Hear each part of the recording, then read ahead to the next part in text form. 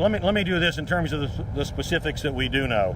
And I just want to connect a few dots. And all of these dots are already out there. This is nothing special and brand new. You just got to connect them. Question one was, is George Martin a racist? That may not be the first question in order of things happening, but it's one of the big questions that's out there in the court of public opinion. The evidence is that he comes from a racially diverse family. His mother was Peruvian. He mentored two young African-American children, he and his wife. When the funding for that ran out, they spent their own money to do that. That will be able to be confirmed. Took the young boy down to see Dwight Howard. They took him to other special activities. Doesn't sound like the activities of a racist who's out there trying to hunt people down. He's not a member of the Aryan Nation, if you will. He's got friends, including Joe Oliver, who was brave enough to come forward and stand up for him. He's got other African-American friends who, frankly, were afraid for their jobs and their safety to come forward in light of the public furor that has been raised in this case. There's absolutely no evidence, direct evidence whatsoever that he's a racist. Well, but he made 40 phone calls. Yeah, he's a neighborhood watch guy. He does that. Well, we found 17 of them, and like 8 or 9 of them, the guy turned out to be black. Well, that's true, and in every single instance, he was asked, just like in this one, does he look white, Hispanic, or black? And he said, yeah, he looks black. It's not like, oh my God, there's a black guy in the neighborhood, send the cops. There's no evidence whatsoever from the time that the earth cooled through right this minute that George Zimmerman ever has been or is racially motivated to go and stalk somebody, racially profile them, or as a congressman said, hunt him down like a dog and shoot him in the street. There's nothing to support that. Here's what the facts show. The facts as the statement given by George Zimmerman the night that he talked to the police, a story repeated by his father, a story repeated by his brother, and you say, well, they're all in on it. Really? Guess what? The absence of witnesses to the contrary doesn't mean that it happened the way you would rather have the context come out. So the only living eyewitness to exactly what happened is George Zimmerman. He's been consistent, and the evidence is consistent with what he said. I'm sorry.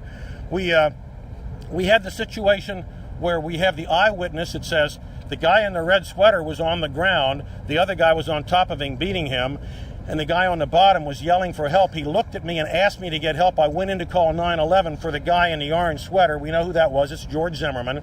And while I was inside trying to call 911, I heard the pop. Nobody but George Zimmerman purports to know the most important 2 or 3 seconds in the entire incident, and that's who swung on who first.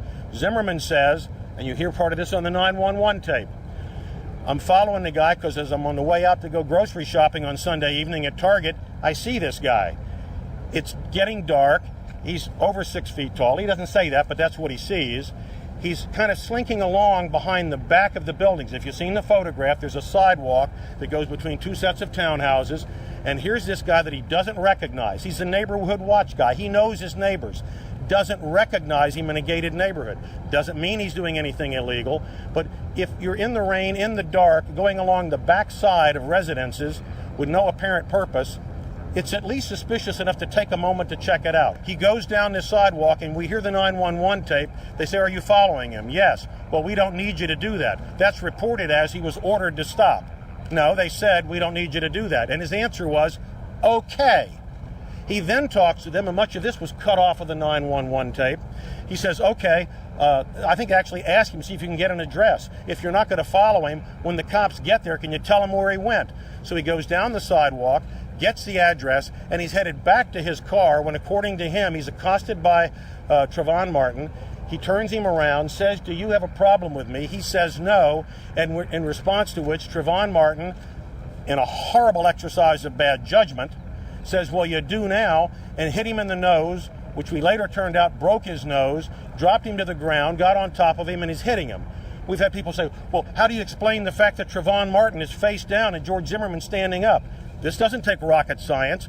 George Zimmerman's still alive. That's why he's standing up. And the reason that Trayvon is face down is because George was on his back and Trayvon was face down on top of him when he got shot and fell the rest of the way down. There's no great mystery here unless you start with the conclusion and try to work back to put it in context the way you want it. Too much of that has taken place. You're going to find that there's injuries to the back of his head, forget the foggy tape at the police department. The EMTs will have a report in there that they treated him, they cleaned up the blood, his nose really is broken. You're likely, I would suppose, to find grass stains on the bottom of George Zimmerman's clothing and not on Trevon's. There's all kinds of evidence that they may have forensically that we don't have access to. We're not entitled to it. You're not entitled to it. But all the evidence that has come out is consistent with the story that George Zimmerman has told. It is inconsistent with the storyline that the family, I don't know about what the family really wants to believe, but we've had some people come to town who are only relevant in an area of racial strife. On February 26th, that Sunday morning, most of us went to church and sat in mixed congregations, and we didn't think we were in a community of seething racial violence and tension. Sunday night, all of a sudden, after this incident happens, people start coming to town who frankly have a business model based on driving division in racial communities. They've been making speeches, having rallies, pumping their fists in the air, setting out bounties for people. No justice, no peace.